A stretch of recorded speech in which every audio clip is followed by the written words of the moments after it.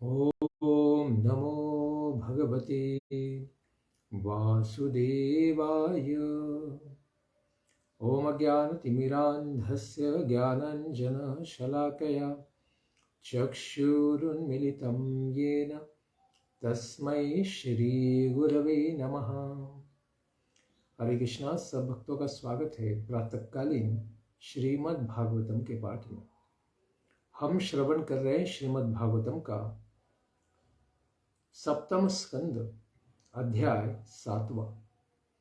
प्रहलाद महाराज अपने असुर मित्र बालकों को उपदेश देते हैं और आज हम श्रवण करेंगे कि किस प्रकार से मुक्ति प्राप्त करने के या फिर त्रिगुणात्मक कर्मों की जड़ को समाप्त करने के अनेक उपाय हैं, लेकिन उनमें से सर्वश्रेष्ठ उपाय कौन सा है।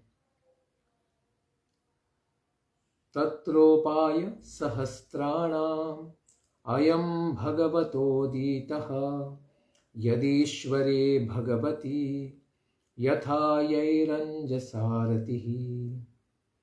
यद्यपि त्रिगुणात्मक कर्मों की जड़ को विनष्ट करने के अनेक सहस्त्राणाम उपाय, हजारों ऐसे उपाय हैं, फिर भी जिस उपाय से परमात्मा में स्वाभाविक रूप से प्रेम उत्पन्न हो जाए वही उपाय सर्वश्रेष्ठ है। यह किसने कहा है? स्वयं भगवान ने ही कहा है।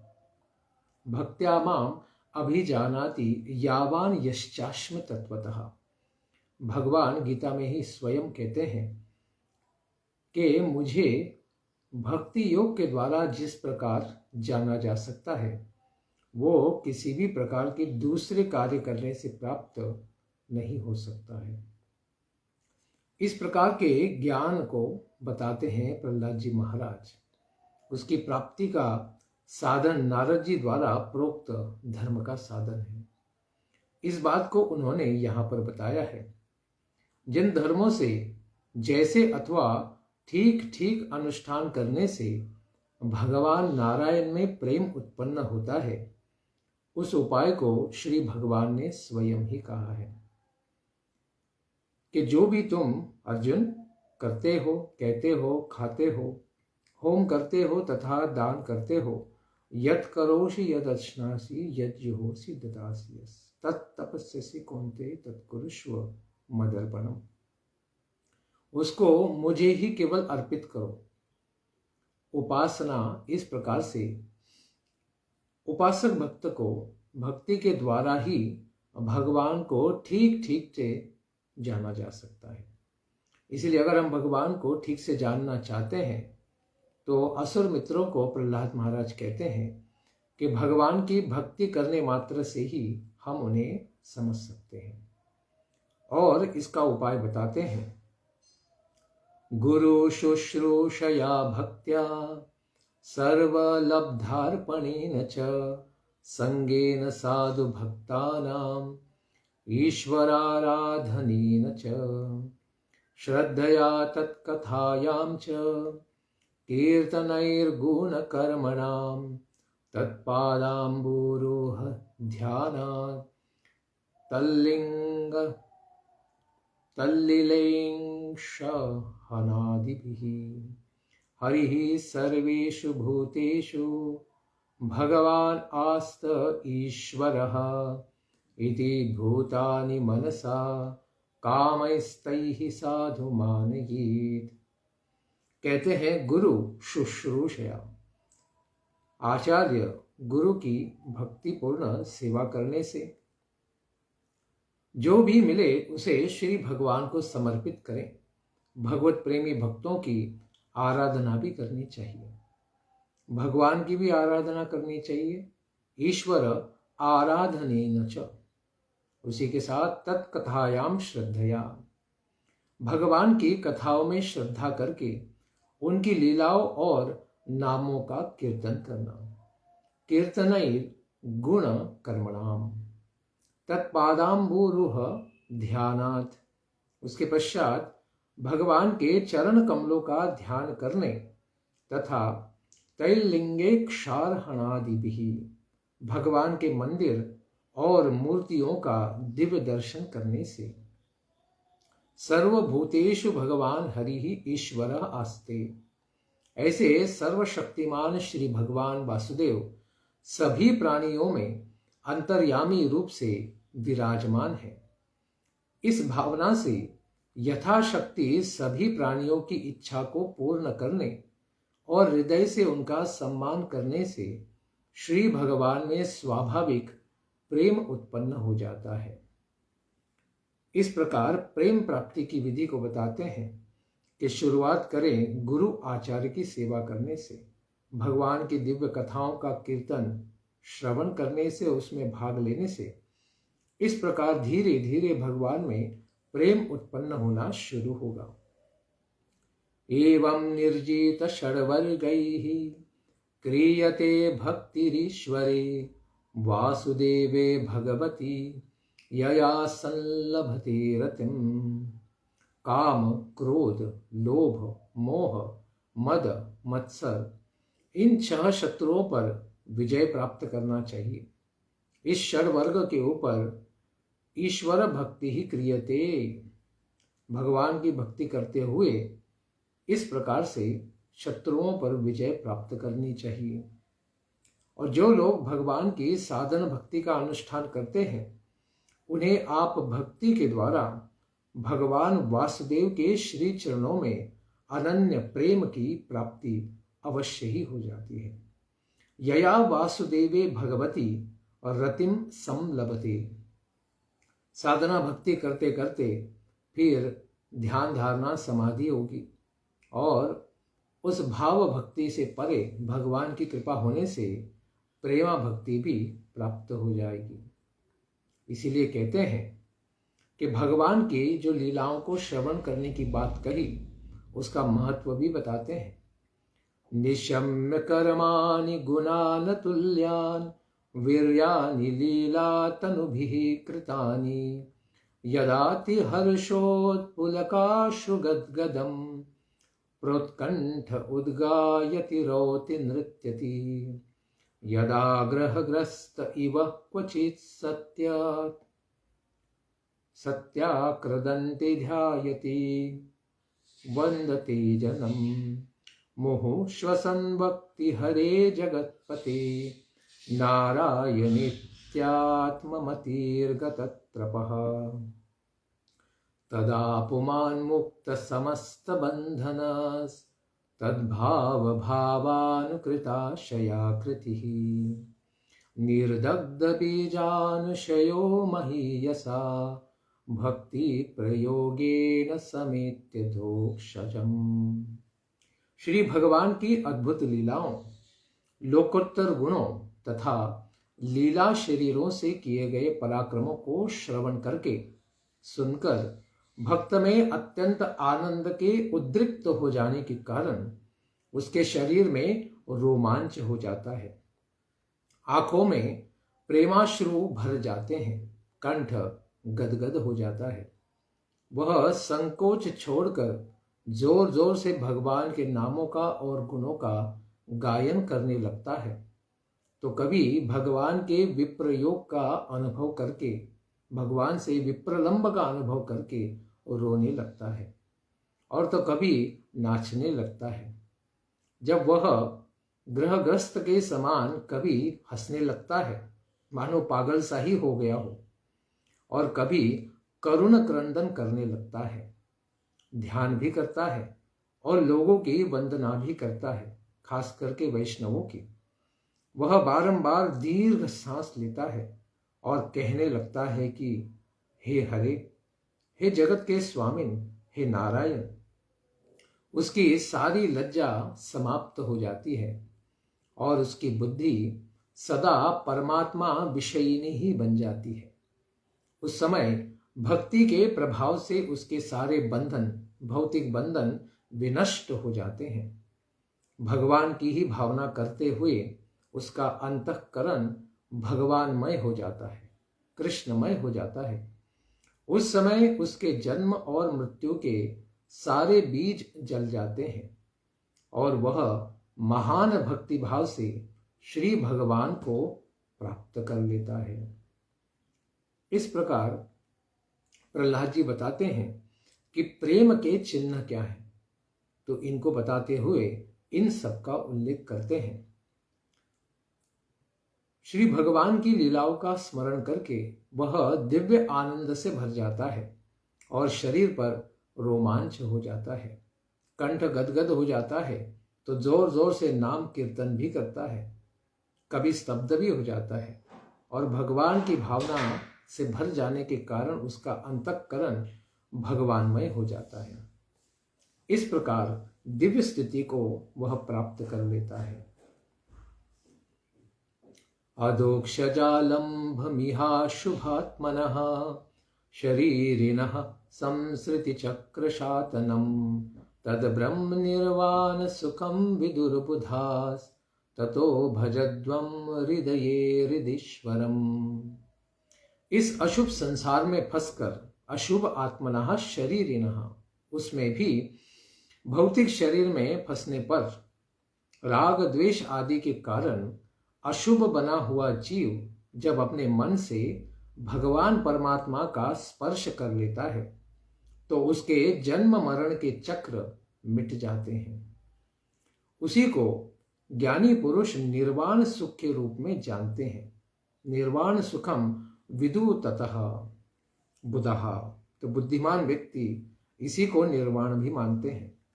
अतएव तुम लोग भी अपने हृदय के स्वामी श्री भगवान का भजन करो।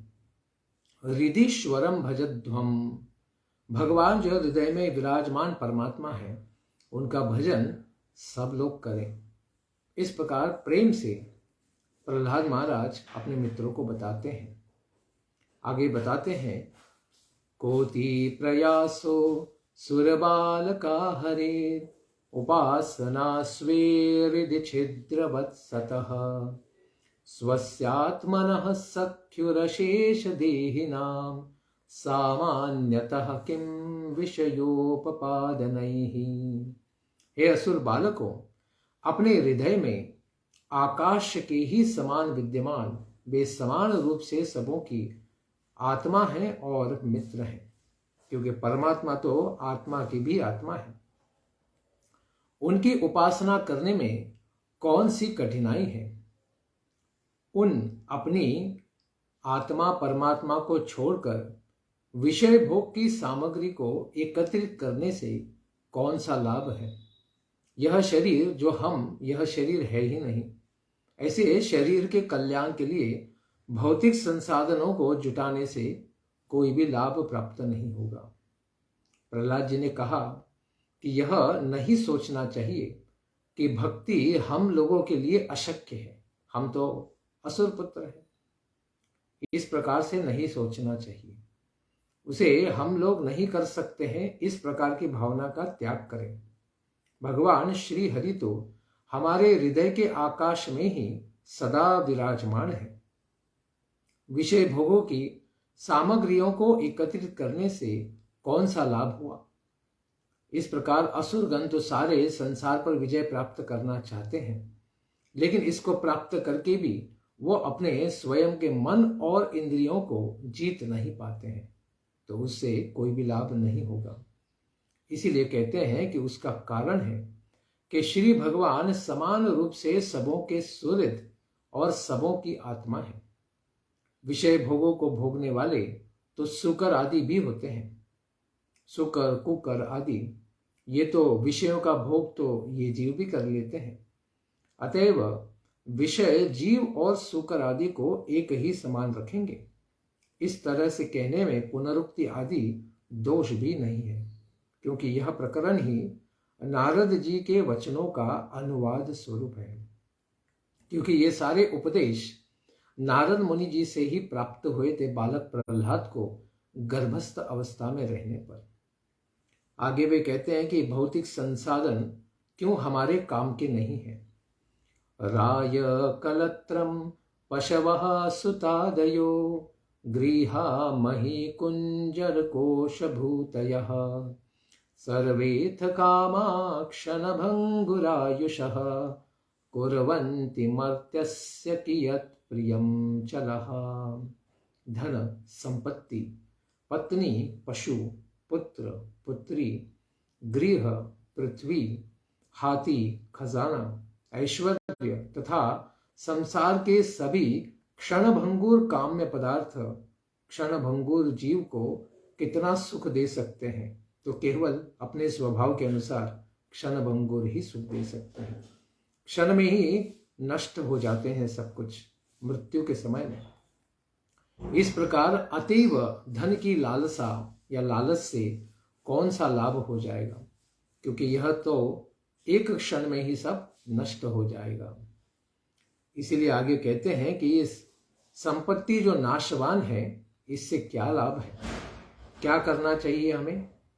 एवं हि लोका क्रतुभिः कृता अमे क्षयिष्णवः सातिशयान निर्मलः तस्माददृष्ट श्रुतदूषणं परं भत्तयैकयेशं भजतात्मलब्धये। जिस तरह इस लोक की सारी संपत्तियां नाशवान है, क्षयिष्णवः, उसी तरह यज्ञों के अनुष्ठान के फल रूप से होने वाले प्राप्त स्वर्ग आदि जो विशेष सुख है इस संसार में, इन लोक की भी क्षयिष्णु आपेक्षिक रूप से छोटे बड़े हैं, अतएव निर्दोष नहीं है। इनमें भी दोष है, क्योंकि ये सब भौतिक संसार में ही है।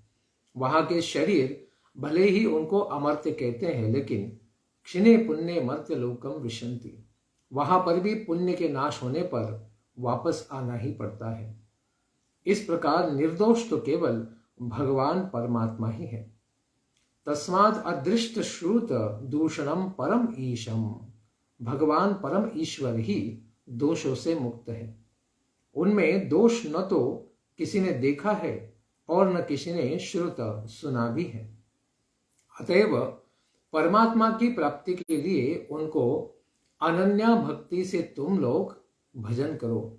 आत्मलब्ध है, स्वयं के आत्मा का दर्शन करने के लिए एकया भक्त्या भजत, एक भक्ति से, एक चेतना से भगवान का भजन करो, जो दुख से युक्त नहीं है और न तो बाद में ही वह दुख से युक्त होगा। अपनी अभिलाषा के अनुसार प्राप्त होने वाला जो भी सुख है वह स्वर्ग आदि शब्द का वाच्य है। इस तरह से वर्णित स्वर्ग आदि भोग भी सेवनीय नहीं है। इस बात को प्रहलाद जी यहाँ पर बताते हैं, क्योंकि यह सब यज्ञ आदि करने के बाद प्राप्त होने वाले स्वर्ग आदि सुख यह भी नाशवान है। इसीलिए जिस तरह इस लोक में कर्मों से प्राप्त होने वाले धन संपत्ति इस जन्म के मृत्यु के साथ ही नाशवान है, उसी तरह यज्ञादि कर्मों से प्राप्त होने वाले स्वर्गादि जो पुण्य फल हैं वो भी नाशवान है। किंच पुण्यों से छोटे बड़े होने से प्राप्त जो स्वर्गादि सुख हैं वो छोटे बड़े तो हो सकते हैं, अतएव आपेक्षिक अतिशय युक्त होने के कारण निर्दोष नहीं है। अपेक्षा है और है स्वरूप उनका भौतिक, इसीलिए वे निर्दोष नहीं है। परमात्मा ही केवल निर्दोष है, क्योंकि उनके बारे में किसी ने न सुना है न देखा है कोई दोष। इसलिए अगर आप बुद्धिमान हैं तो आपको क्या करना चाहिए?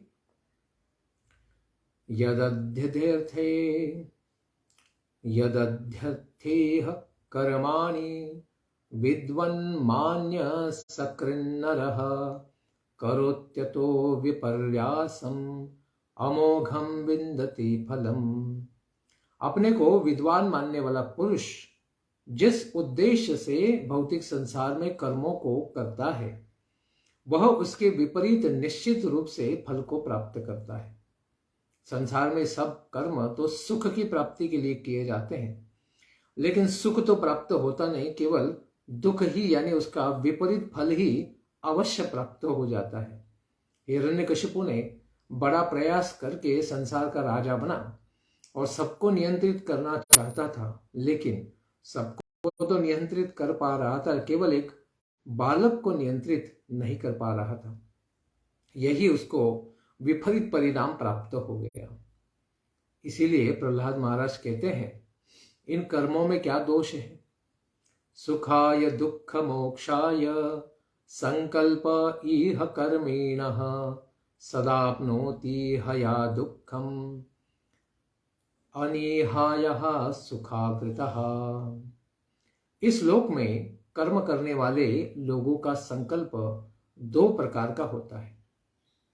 सुख की प्राप्ति करना है और दुख की निवृत्ति करना है। आत्यंतिक सुख प्राप्ति कि केवल सुख ही रहे और दुख पूरी तरह 100% हट जाए, इस प्रकार की उनकी कामना होती है। इसी कामना के साथ कर्म किए जाते हैं। किंतु पहले कामना न होने के कारण जो सुखपूर्वक रहता था, वही अब कामना के कारण दुख को प्राप्त करता है। कामना न होने से ही व्यक्ति सुखी होता है, कामना करने से ही तो दुख की प्राप्ति होती है।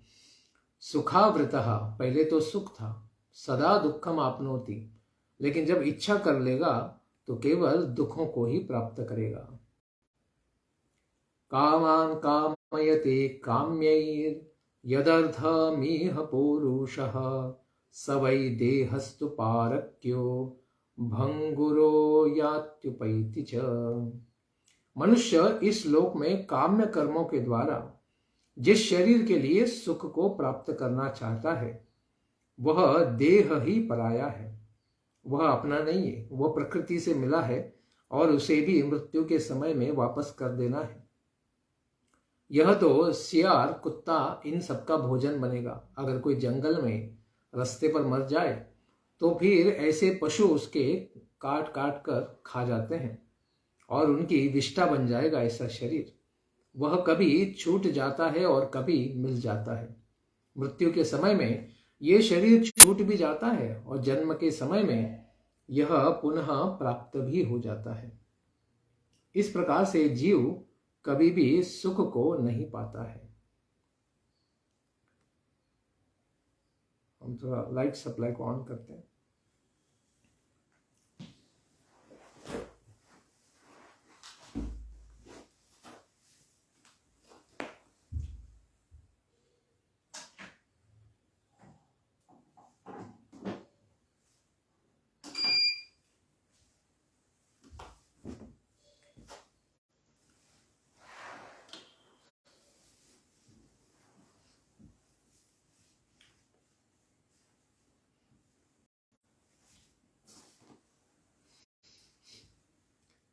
इस प्रकार जीव जो है कर्मों में लग जाता है, काम्य कर्मों के द्वारा सुख को प्राप्त करना चाहता है, लेकिन यह शरीर ही कुत्ते और सियार का केवल भोजन बनने वाला है।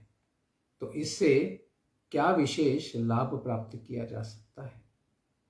आगे प्रहलाद महाराज कहते हैं,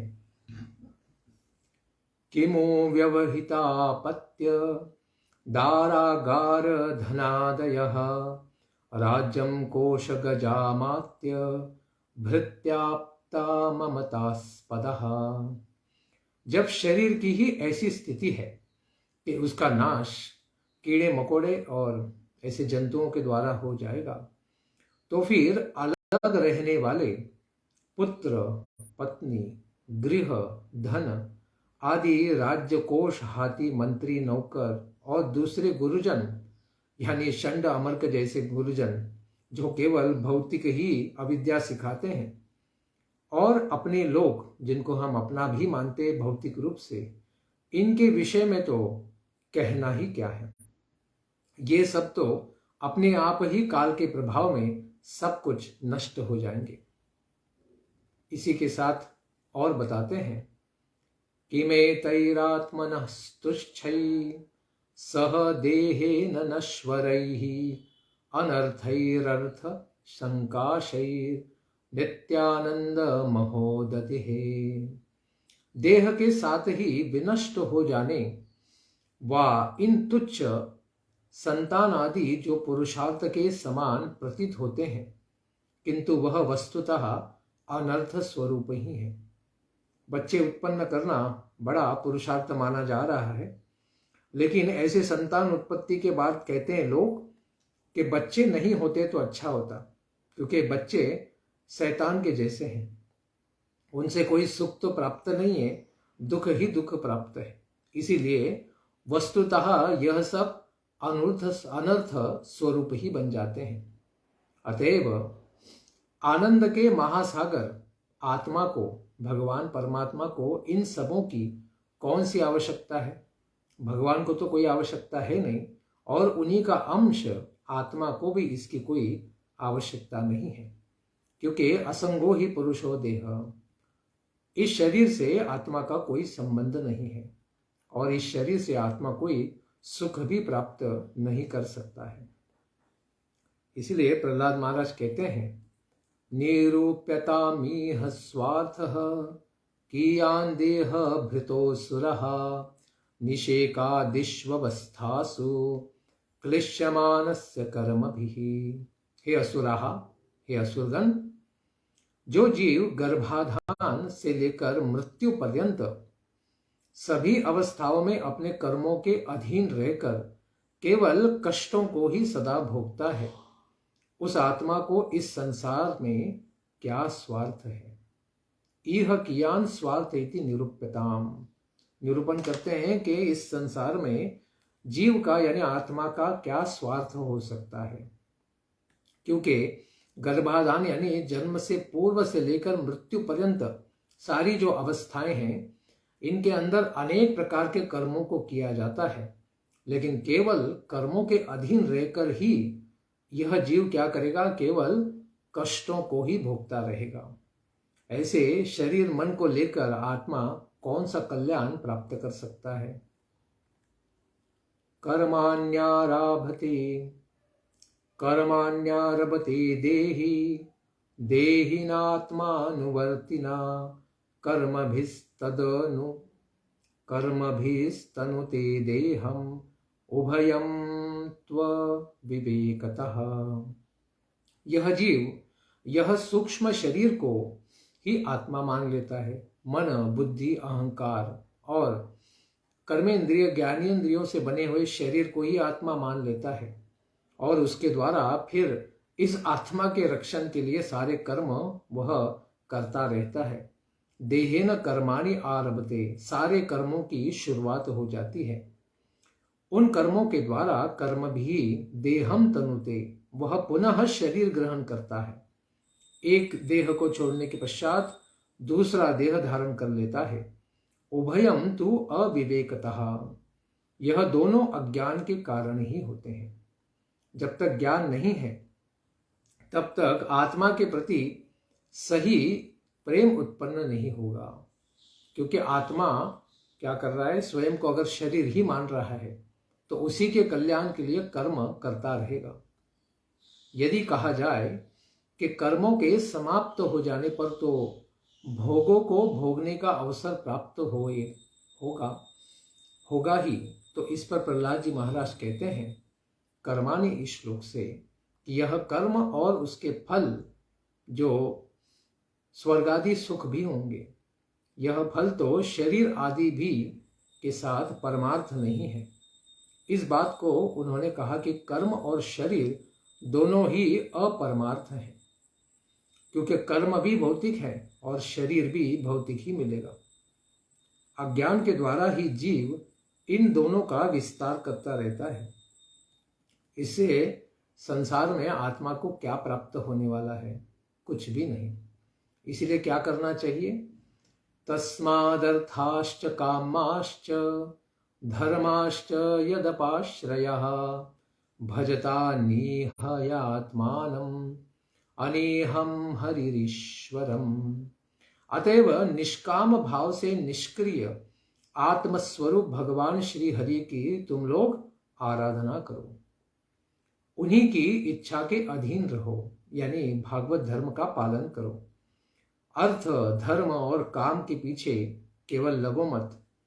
भगवान को प्राप्ति, मोक्ष से भी परे भगवान की भक्ति की प्राप्ति की अपेक्षा करो। उनकी ही इच्छा से प्राप्त होते हैं सारे धर्म, अर्थ और काम और मोक्ष भी, अन्यथा उनकी कभी भी प्राप्ति नहीं हो सकती है। अपाश्रय, अगर भगवान का आश्रय नहीं लेंगे, अर्था च कामा च धर्मा च न प्राप्नोति। यह सब प्राप्त कभी नहीं होंगे। इसीलिए भगवान के आश्रय में जाकर ही यह सारी वस्तुएं भी प्राप्त हो सकती। अगर तुम भक्ति में बड़ा प्रगति नहीं करना चाहते, धर्म अर्थ काम और मोक्ष में ही जाना चाहते हो, तब भी कहते हैं कि भगवान परमात्मा की इच्छा से ही यह सब प्राप्त होगा। इसीलिए अगर उनको शरणागत हो जाओगे तो तुम्हारा भौतिक कल्याण भी अवश्य होगा। क्यों? सर्वेषामपि भूतानां हरिरात्मेश्वरः प्रियः भूतैर्महद्भिः स्वकृतैः कृतानां जीवसन्नितः। हरिः सर्वेषामपि भूतानां आत्मा ईश्वरः प्रियः।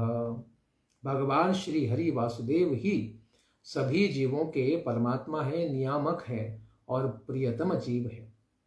वे अपने द्वारा ही स्वकृतैः ही निर्मित भूतैः ही पंचमहाभूत महद्भिः महत् आदि कृतानाम जीव सन्नितः इनसे बने हुए शरीर के द्वारा ही जीवों की उत्पत्ति कराते हैं और उन्हीं को जीव कहा जाता है। कौन कौन से जीव? देवासुरो मनुष्यो वा यक्षो गंधर्व एव च भजन मुकुंद चरणम स्वस्तिमान स्याद् यथा वयम्।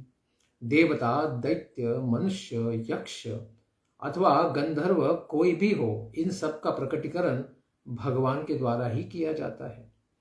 जो भी ये सब जन अगर मुकुंद चरणम भजन, श्री भगवान के चरण कमलों की सेवा करते हैं तो वह यथा स्वस्मिनाम स्यात्, वह हम लोगों के ही समान कल्याण प्राप्त कर लेते हैं। यानी भगवान का दर्शन भी प्राप्त करेंगे। और जिस प्रकार से प्रहलाद महाराज का दिव्य शरीर था जिसको हिरण्यकशिपु किसी भी उपाय से मार नहीं पा रहा था, यानी वह भौतिक दिखने पर भी पूरी तरह आध्यात्मिक बन जाएगा। उसे कहीं भी न अग्नि जला पाएगी, न वायु सुखा पाएगा और न शस्त्रों के द्वारा उसे काटा भी जाएगा। नालम द्विजत्वम देवत्वम ऋषित्वम वा सुरात्मजः प्रीणनाय मुकुंदस्य न वृतम वृत्तम न बहुज्ञता।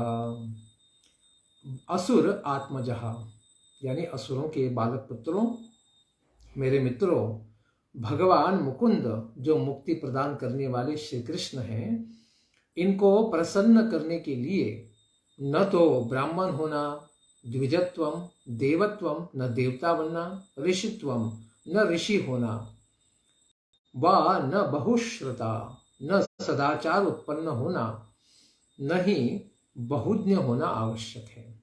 तो क्या होना चाहिए कि केवल हमें मुकुंदस्य प्रीणनाय, केवल भगवान को प्रिय बनना है, उनको प्रसन्न करना है। यही जीवन का एकमात्र उद्देश्य है और कुछ उद्देश्य नहीं है। और क्या क्या कार्य करने से भगवान प्राप्त नहीं होंगे इसको भी बताते हैं। अगर भक्ति छोड़ के दूसरे कुछ कर्म करें जिससे भगवान को क्या हम प्रसन्न कर सकते हैं? तो प्रहलाद महाराज कहते हैं, न दानम न तपो निज्या न शौचम न व्रतानि च प्रीतये अमलया भक्त्या हरिरन्यद्विडम्बनम। न दानम, दान, तपस्या, इज्जा यानी यज्ञ, शौच तथा व्रत करने से भी भगवान श्री हरि वासुदेव कभी प्रसन्न नहीं होते। वे केवल अनन्या भक्ति भाव से ही, भक्ति करने से ही प्रसन्न होते हैं। भक्ति व्यतिरिक्त सभी जो भी कर्म है वो जो सारे साधन है वे नरक मात्र ही हैं। अमलया भक्त्या प्रियते, केवल अमला शुद्ध भक्ति से भगवान प्रसन्न होते हैं। अन्यद विडंबनम, वो केवल नाटक मात्र है, ढोंग मात्र है और उससे कुछ भी प्राप्त नहीं होगा। इसीलिए कहते हैं, ततो हरो भगवती भक्तिम कुरुत दानवः आत्मौपम्येन सर्वत्र सर्वभूतात्मनीश्वरी। ततो हे दानवो, इसीलिए बंधुओं बांधवों, अपने ही समान सबों को समझो, आत्मोपमेन सर्वत्र। सभी जीवों की आत्मा भगवान परमात्मा, सर्वभूतात्म ईश्वरे, ऐसे भगवान श्री हरि में ही हरो भक्तिम कुरुत, भक्ति को तुम लोग संपादित करो। दैत्तेया यक्ष रक्षांसी स्त्रियः शूद्रा व्रजौकसः खगा मृगः पापजीवः सन्ति हि अच्युततां गता। भक्ति का प्रभाव कितना महान है। इस प्रभाव से, भक्ति के प्रभाव से दैत्य, यक्ष, राक्षस, स्त्रियां, शूद्र, आभीर, शुंभ, खवन, खस, यवन आदि सब पकड़ लो, पक्षी, मृग तथा बहुत से पापी जीव भी भगवान के भगवत भाव को प्राप्त हो चुके हैं।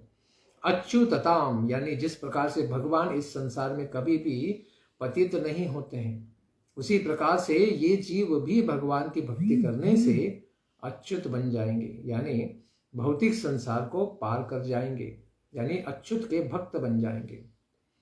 एतावानेव लोकेस्मिन् पुंसः स्वार्थः परस्मृतः एकांत भक्तिर् गोविंदे यत् सर्वत्र ततिक्षणम्। इसीलिए कहते हैं अस्मिन लोके, इस भौतिक संसार में, भयानक भौतिक संसार में जन्म लेने पर परह स्वार्थ, परमार्थ, परम स्वार्थ क्या है? भगवान गोविंद में, गोविंदे एकांत भक्ति ही सर्वत्र तदिक्षणम।